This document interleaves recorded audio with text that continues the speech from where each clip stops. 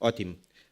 O ambiente está extraordinário e, efetivamente, não só quem cá está no palco que tem este espírito, vejo também no público esse espírito TED, perfeitamente enquadrado. Ou seja, e esta simbiose é fantástica, porque vir falar daquilo que é um espírito livre é pensarmos de uma forma múltipla daquilo que é a vida de cada um de nós.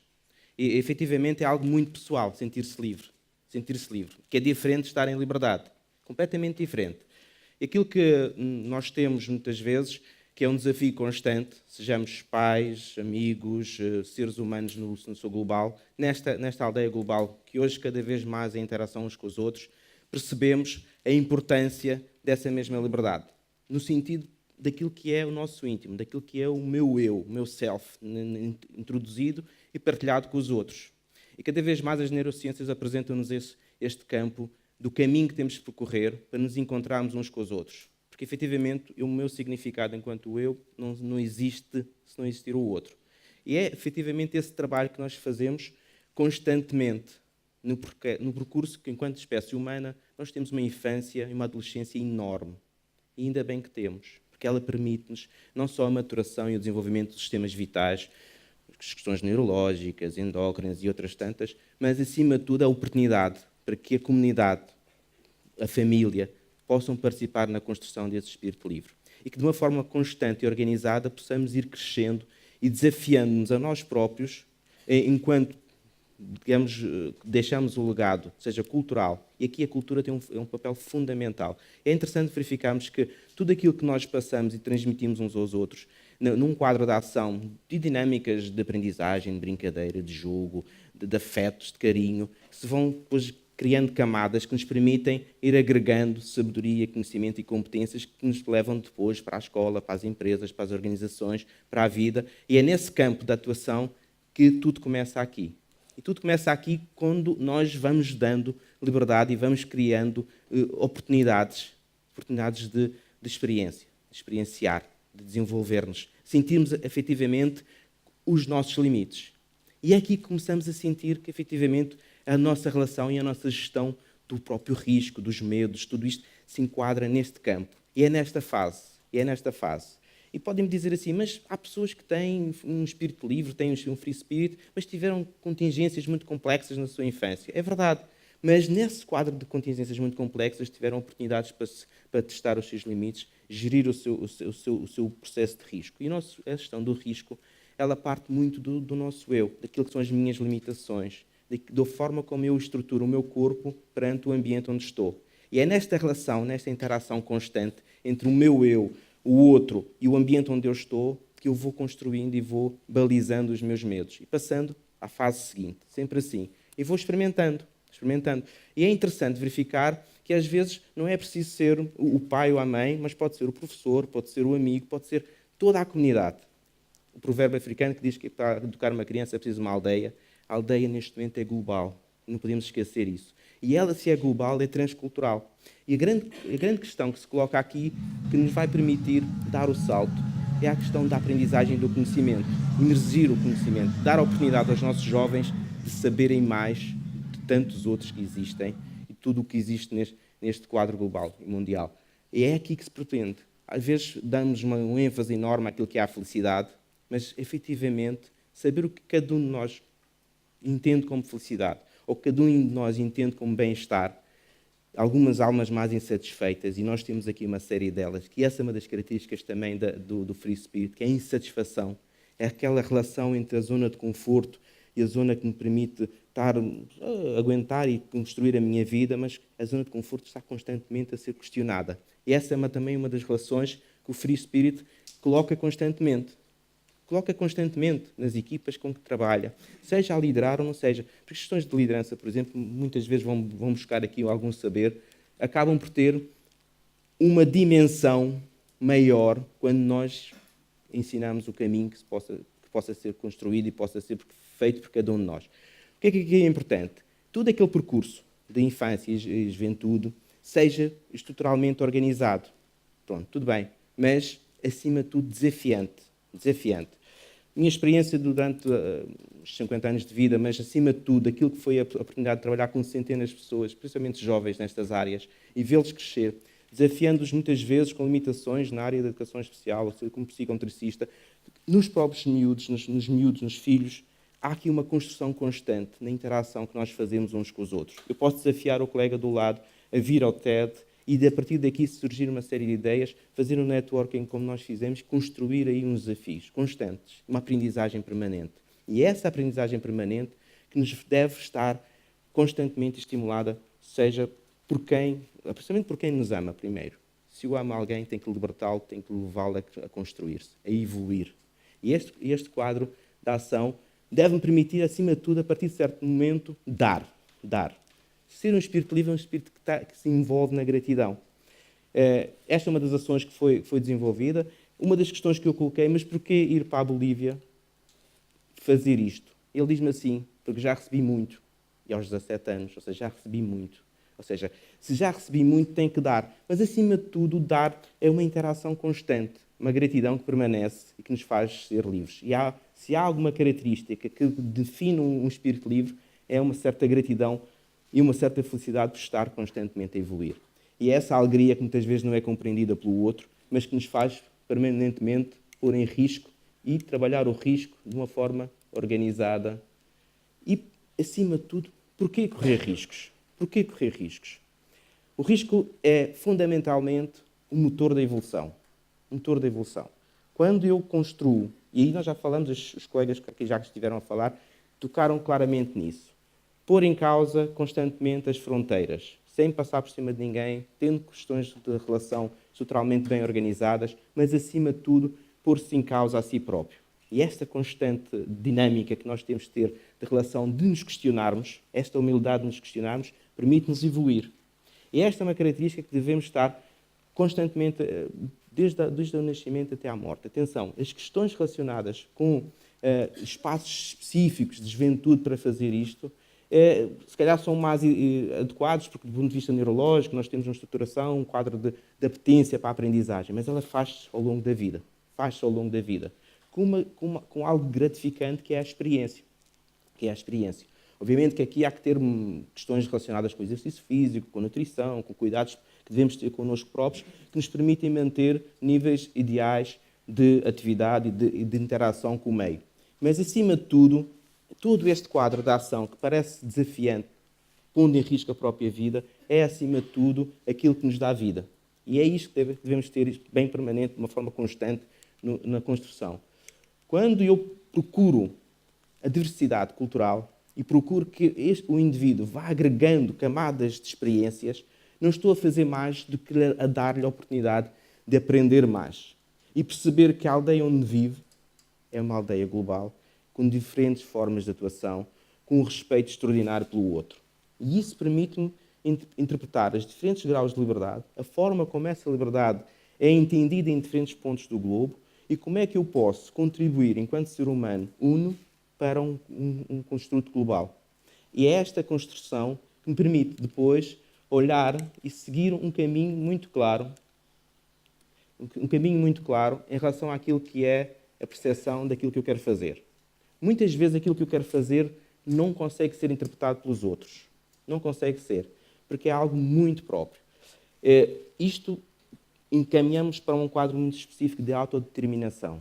A autodeterminação é fundamentalmente eu saber escolher, querendo o meu futuro, sabendo que o meu propósito é meu e, efetivamente, num construto de relação com os outros, tenho bem definido.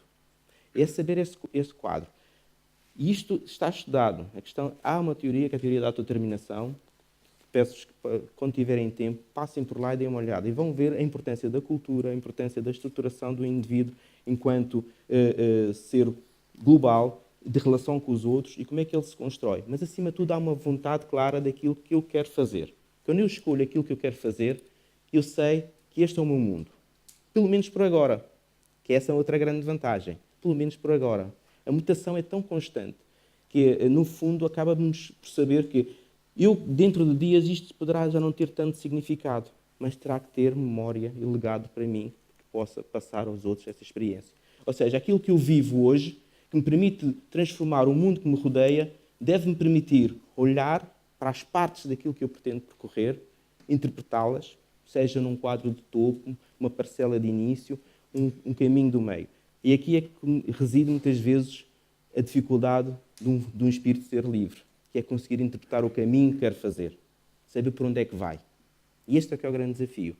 Todas as aprendizagens que nós fazemos, desde a infância até o momento em que nós estamos, todos nós aqui, sabermos para onde é que vamos, sabemos que efetivamente conseguimos passar do ponto A para o ponto B, é o grande desafio que nos coloca. E para isso nós temos de ter um conjunto de elementos fundamentais de aprendizagem de conhecimento e para poder interpretar o desconhecido. O desafio de interpretar o desconhecido é, para um espírito livre, o maior desafio. Um espírito que não é livre, seguro, e que pensa que no estado seguro, na sua zona de conforto, o desconhecido não deve ser interpretado, deve ser temido. E aqui é que é a grande diferença. Agora, transformar os jovens para que eles sintam que tudo o que têm que fazer implica muito trabalho, obviamente, questionar constantemente, e que se calhar a coisa maior que eles têm que fazer é mudar. É mudar constante. E este mudar constante, cada vez mais é evidente. Ouve-se em todo lado. Se estás numa empresa, tens que evoluir. Se tens a tua vida, tens que constantemente transformá-la.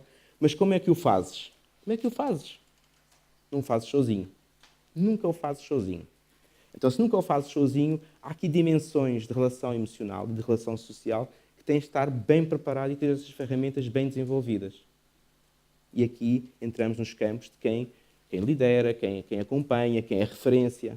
Mas porquê que não é de ser referência? Para mim, para os outros, e esta interação e participar constantemente, de uma forma organizada, naquilo que é o fazer a diferença.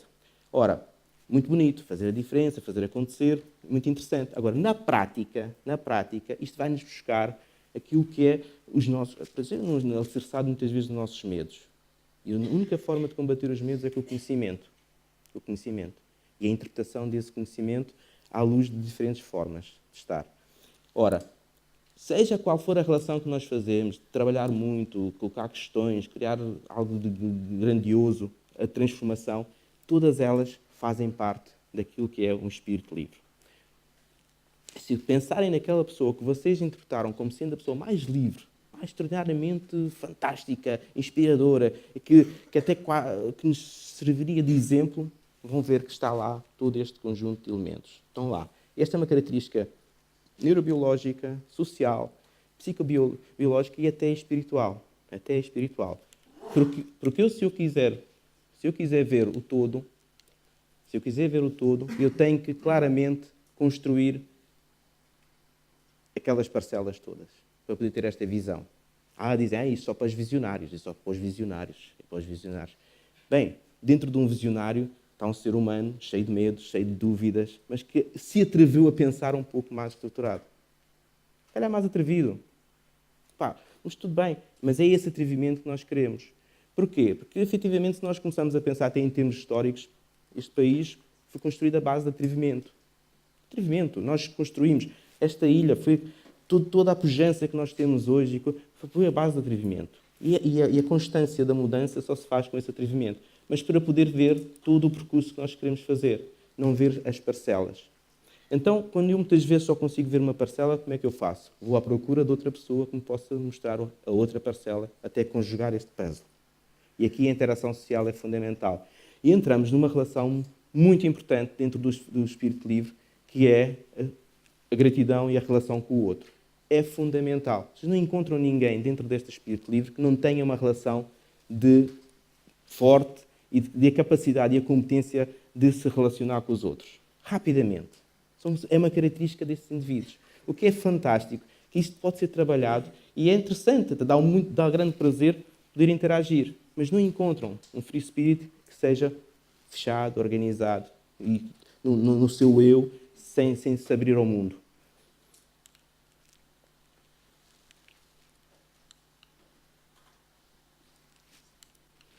Ok. O que é que acontece? A questão da espiritualidade é outra vertente fundamental. Num quadro de ação específico, muitas vezes não damos importância. É interessante verificar que nas últimas tendências, naquilo que são os quadros de liderança e de gestão, a espiritualidade começa a aparecer e emerge com uma força muito grande. Cada vez mais temos referências num campo da espiritualidade que vêm, digamos, reorganizar e organizar todo o quadro da lógica, do rigor e da estruturação que muitas vezes as grandes organizações têm. E cada vez mais se procuram pessoas que sejam ousadas, que sejam corajosas, que sejam bonitas por dentro e por fora, que façam a diferença e que consigam construir, acima de tudo, um eu que seja útil para o outro. E aqui o sentido do eu é fundamental.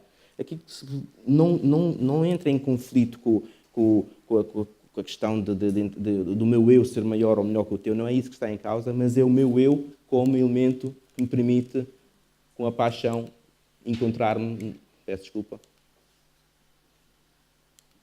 Ok. No fundo, se nós construímos toda esta relação com um quadro daquilo que é, e nós já vimos em todas as comunicações que nós temos, e da forma que se identificam as pessoas, que há uma paixão que os move constantemente. E move-os, acima de tudo, para os levar a um determinado ponto. Ninguém salta de uma situação de conforto para uma outra que não é tão confortável sem uma paixão, sem uma referência clara. E é essa referência clara que nós temos que ensinar às nossas crianças muito cedo a perceber o que é se apaixonar por um projeto, ir atrás dele, ir atrás daquilo que o faz mover e que o faz manter acordado e focado numa relação muito clara com aquilo que é o seu sonho. E, acima de tudo, agradecer. Agradecer, efetivamente, a presença do outro e a relação com o outro. E esta gratidão acaba por ser o ponto de toque que permite abrir uma série de portas.